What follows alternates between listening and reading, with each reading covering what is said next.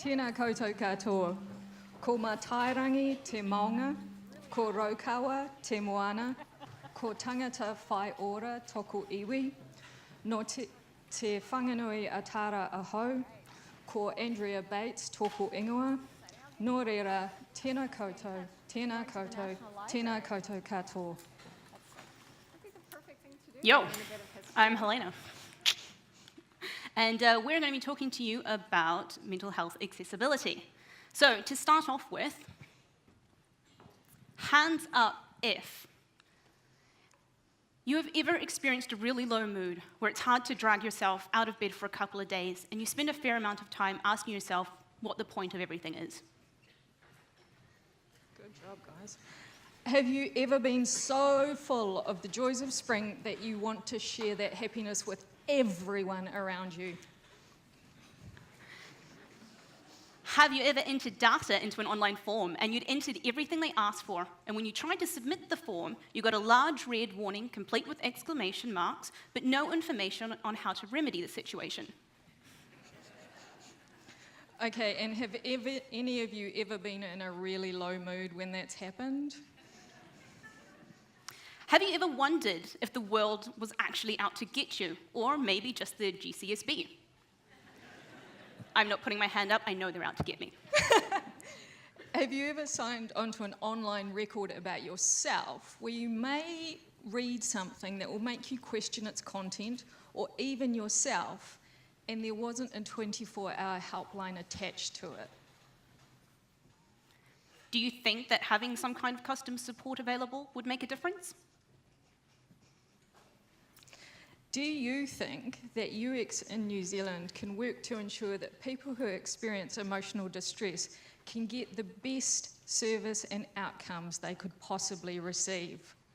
Put faith in yourself, people. Hands up, everyone. Right, so just before we get started properly, just so no one panics, I'm about to shut up for about 10 or 15 minutes while Andrea takes you through some of her, well, quite frankly, staggering personal and professional experience with the New Zealand mental health system. But I do have a purpose, and it's not just to stand over here and look pretty, though I will be doing that for the moment. But in the meantime, Andrea, why don't you take us away? Thank you. This is Jerome. He does publicity for the show. He got us our tickets. Oh, great, thanks. This is Jen and Moss and Roy. Hello, hello. Hello, how's it going? Oh my God, you're Irish. I love Irish people. They're just mad, aren't they? They're just mad. We're all insane, yep. Well, you'll love this. It's great crack. I'm mad for crack. So while we're not all mad, at least 1 in 5 of all New Zealanders will experience some form of mental distress in their lifetime. And that's a huge number of people, even though we are a very small country. And so we've been talking about a number of themes that are actually really important to people in my community through this conference, and one of them is language. Language is hugely important because, as people have been saying for the last sort of day and a half, language has enormous power. And I'm sure you've all heard of marginalised groups who have reclaimed a word that has been used in a really negative way to describe them. Like the gay community reclaimed gay and have done it really, really effectively. And if you've seen the latest Rainbow Youth sort of PSA about the farmers, and one of them misused gay as an insult, and all his colleagues pulled him up and said, that's not cool. So in our community, decades ago, we reclaimed madness. And so I quite happily describe myself as mad. 1 in 5 New Zealanders, I'm not convinced that all 1 in 5 of us would be comfortable describing ourselves as mad.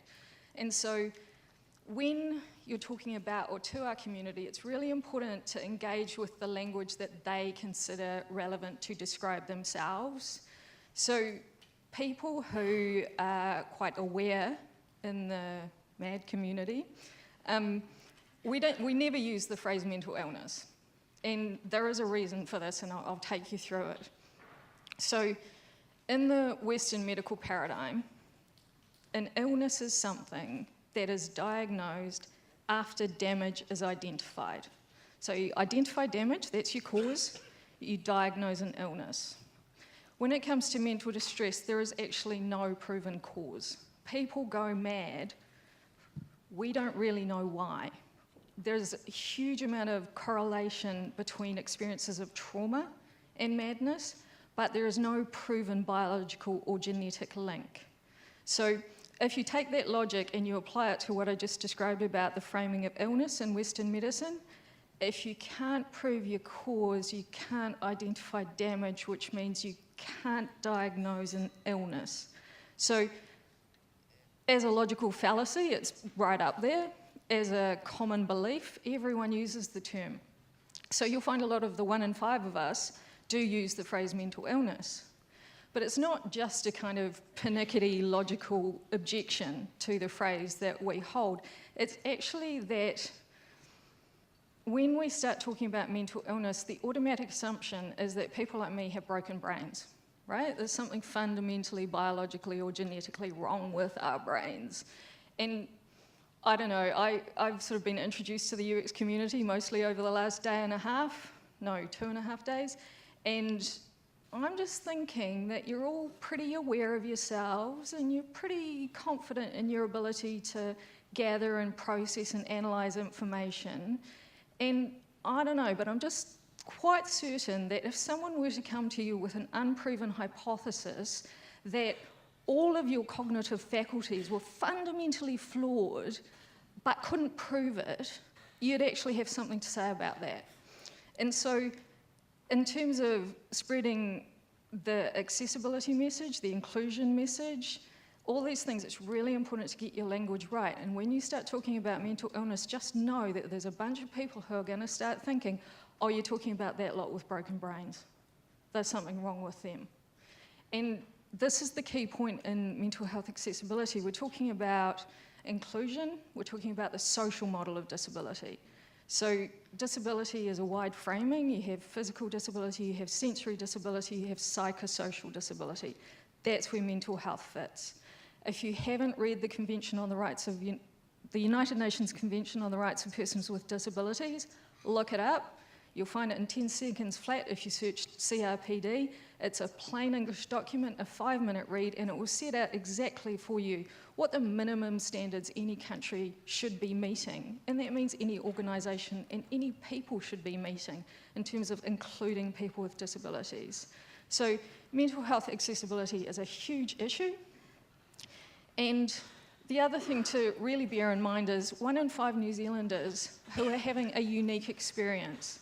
Everyone's experience of distress is individual. You might be someone who is experiencing low moods persistently. Well, guess what? That might mean for you, you can't get out of bed in the morning, but for someone else, it means they can't sit still. So everyone's experience is unique, and to engage with our community is actually about to meet with us. And I found that the presentation yesterday where the developers were too busy to meet with their users, I was like, wow, how could you ever understand us? How could you ever engage with us as users of your products if you're not coming and talking with a range of us? I just found it a really fascinating thing, and I was thinking, I was so pleased to hear about the research that's being done in the sort of push within that organisation for user research to happen. So when we talk about mental health, there are, beliefs in the community and sort of general understandings that sometimes are not as deep understandings as they could be. And when we put the next slide together, I said to Helena, please can you find the most stock photo of mental distress you could possibly ever find, because it's just got to be perfect. And she did. So this is someone who we just assume is, all those terrible mental health words, vulnerable and hopeless and suffering, and they're kind of looking dark and miserable, and they're in a mean and nasty environment, and they've clearly just been dragging themselves out of bed for the last 6 weeks, but still they've got a perfect manicure. This is what we get in the press. And this is also, I'm 45 years old, so when I grew up, mental health was just a standard schoolyard abuse. All the media messages were negative. Hollywood, don't even get me started. And so a lot of stuff around mental health is actually around self-belief. Who you believe you are, and then you experience stress for whatever reason, and then you have to reframe who you are. And if this is the message you've got, you're going to reframe yourself as this. So a really good example of this is voice hearing. So I'm sure you've all heard that people hear voices. And when I was growing up, the standard message was, well, people who hear voices, they're really, they're that side of the world.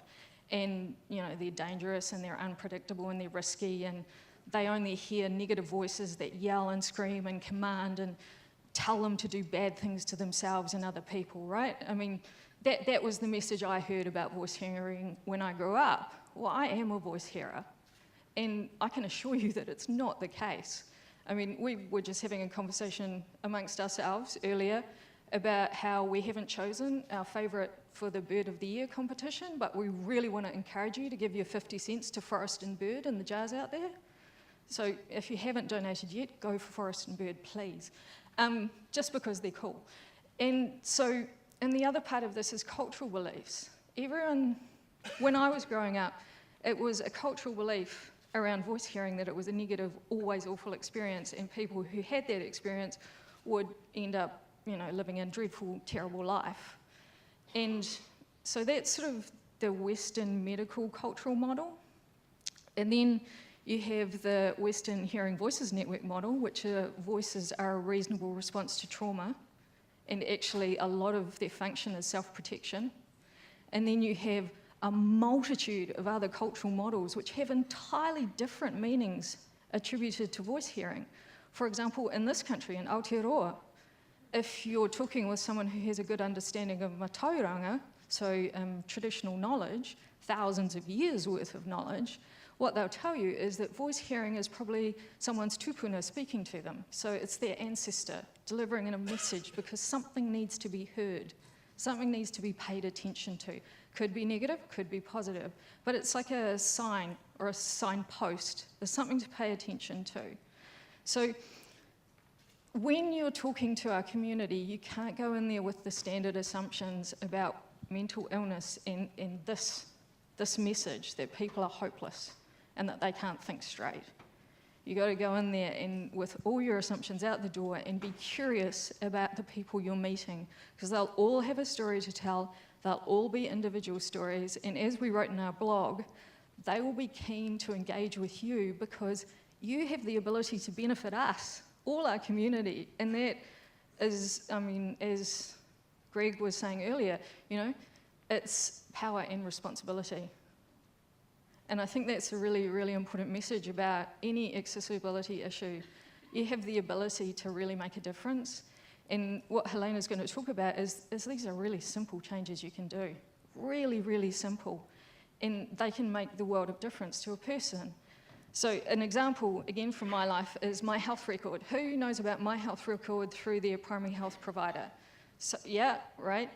And when I first heard about my health record, I was like, my GP's telling me, oh, it makes life easier, just sign up, get the app, we can talk to each other through the internet.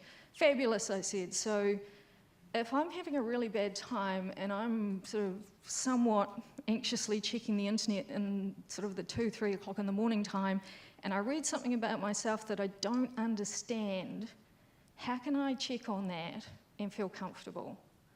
Well, there wasn't a helpline attached. So we had to talk through what I could do, and I had to become comfortable with that idea that I could search something or I could send an email at that time and know that it would be checked in the morning. I'd get a response in a few hours. I had to work through how I would be comfortable with that. But if I hadn't thought to ask my GP if that function was attached, I might have gone in there and looked something up in the middle of the night and had an absolute panic. So it's really, for me, obvious issues, and the solutions are really simple. And you guys, I can't remember who it was talking about this yesterday, I think, you have the ability to work them in. You can just work these things in as part of your development process by understanding what people need and just make it a river, right? From yesterday. Yeah. So what we're talking about today really is we've identified there's this gap, and it's a gap between people doing fabulous design work, fabulous development work, and the needs of people who, for whatever reason, some people might not feel comfortable engaging with. So really I'm here to say, please engage with us. We'd love to help. So the gap. Why do we really have this? Well, it's probably for a number of reasons, a few of which Andrea's already touched upon. And it's that mental health is a really big umbrella, and it seems to be a lot of confusion of what even falls under it. Did anyone know that it's Mental Health Awareness Week in New Zealand? Yep, and if you're part of either something like a government department or a very progressive company, you've probably been told to go do yoga, go pat some dogs, your whole team go for a walk, you know, shoot the shit outside in the sunlight. So we've thrown personal well-being under mental health. That's not really what we're talking about here, though. We're talking about people who go through extreme states, people who are doing more than just having a frustrating morning. So it's really a perceived hardness of the issue that's led to this gap. How do you design for something that you don't really understand? Well, it turns out that it was a little simpler than we thought. If anyone knows, Xero is a company that makes software for small businesses, accounting software.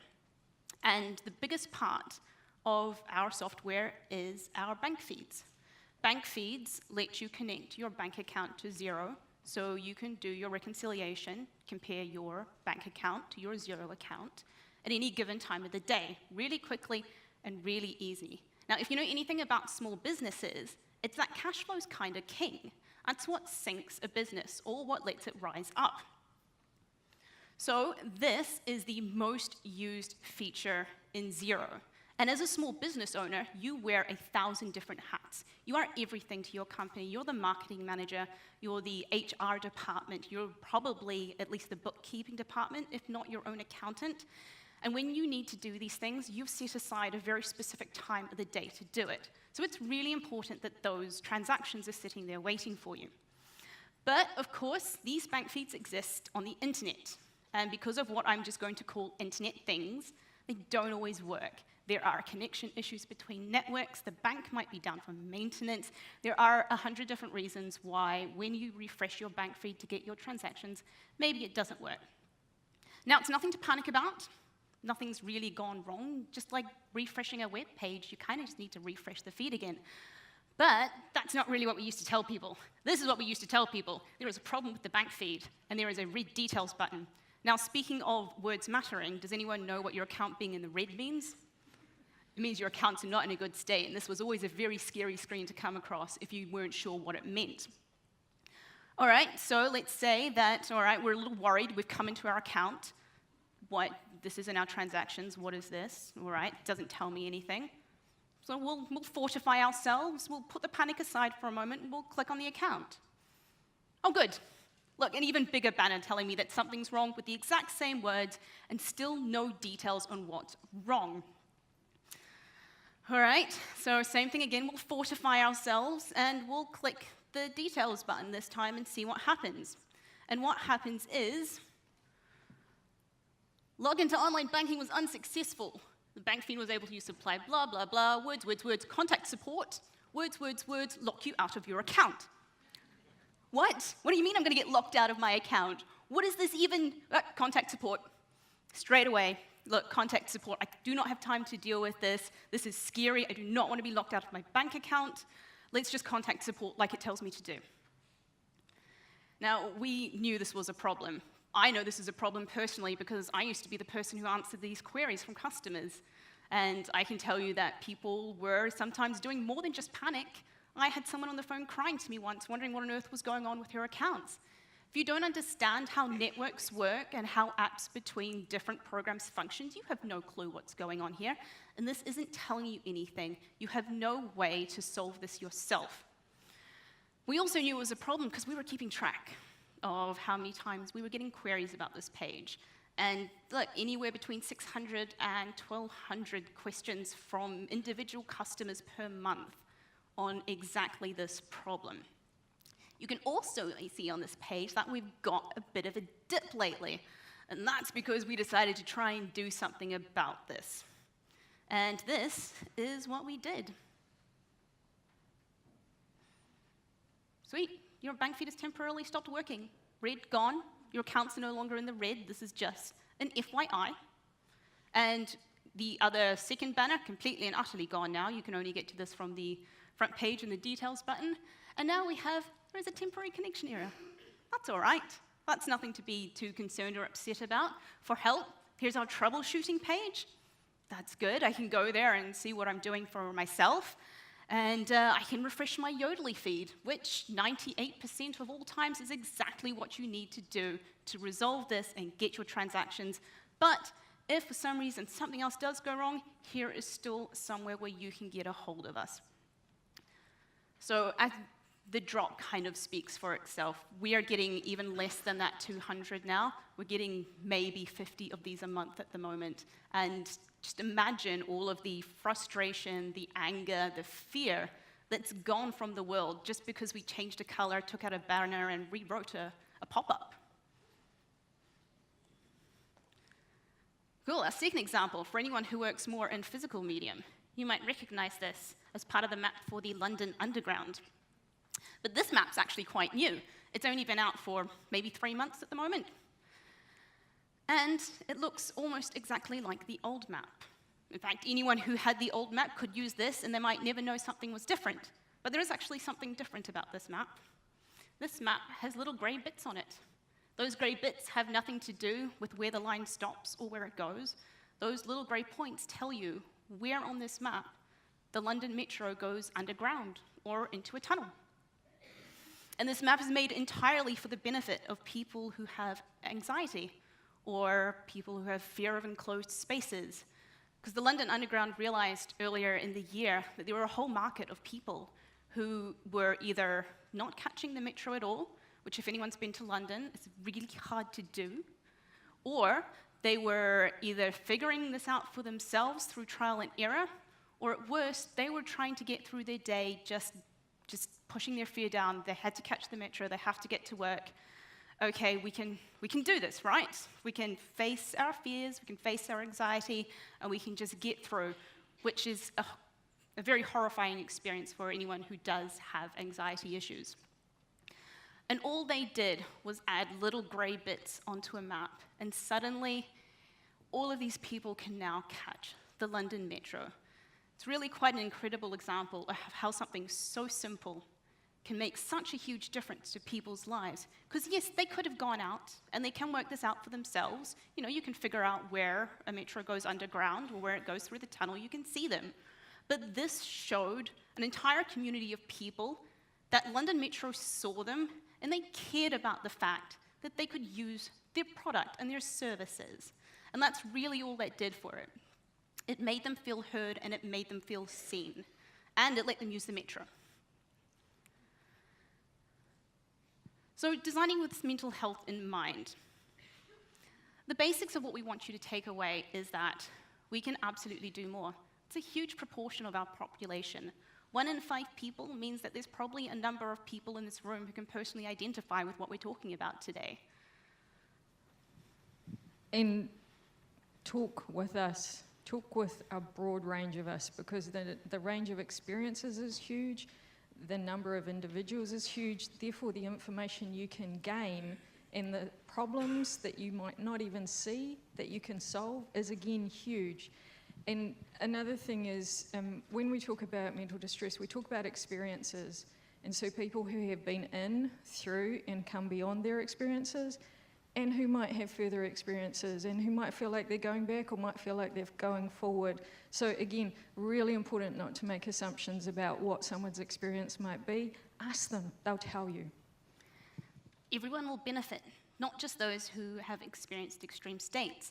And I don't just mean in the ability to use your services or to come away from something feeling less frustrated, ignoring those things that we pass off as maybe edge cases or maybe something that people can deal with.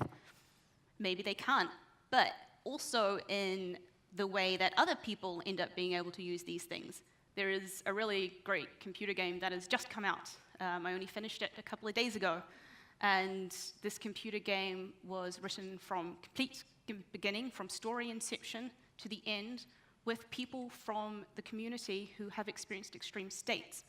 And those stories, and the things they talked about, made material changes to how that game is run. And now this has turned into a huge success. and it deserves to be because it's a really incredible game. If anyone does like gaming and you haven't played Hellblade: Senua's Sacrifice, it's incredible. Play the game and then watch the documentary in the end and then marvel at how these simple stories change the way this game is actually played. And I'm not a gamer, and I don't do well with scary things, but Helena sold this to me. I'm going to be going to her place to try this thing out. I'm really excited at the fact that these game developers did such an amazing job engaging with us and valuing our stories and our experiences. I think that, yeah, it really deserves attention and praise for the effort they've put in and from what sounds like an amazing product, even though I'm going to get scared. So the next one is give your users credit. Give people credit. You know, remember the photo of the woman with the manicure and everything's hopeless? You know, if people are constantly being given that message, you're broken, you're incapable, you've got a problem with your thinking, with your moods, with whatever it is, in essence, the underlying message is you can't. You just can't. There's something wrong. You can't. And so with the example that Helena put up, the 0 example, that just says you can. It says, I will give you the relevant information. If that's not working, here's another thing you could do to help yourself. And if neither of those things work for you, well, you know, you can still help yourself by giving us a bell and we'll help you out. So in essence, not only could what you design be inclusive, it can also be empowering. It can give people the quite simple and incredibly important message, you can do this for yourself. Think of any day where you felt so out of control, everything was going wrong, everything was going badly, and then suddenly something happened and you were able to resolve that by yourself with no one else's help. That sort of experience can change not just your day, but how your week went, how your month went, how your next week will go. So the final thing is that the solutions are way easier than we think. It doesn't matter that the things that we put under mental health are such a wide variety, a big umbrella. That's a different conversation. It is one that needs to be had, but we can put that aside for the moment. These simple things are able to help people who want to be able to do this sort of thing for themselves, and we have the power to do that. Tiny little things materially change people's lives, and that's really what we want you to take away from this. And also that we have just provided you with a living example of collaboration between user and design. And I don't know, I think it worked. I think we did pretty well. Everyone may just agree with us. Thank you. And that is us. Thank you very much.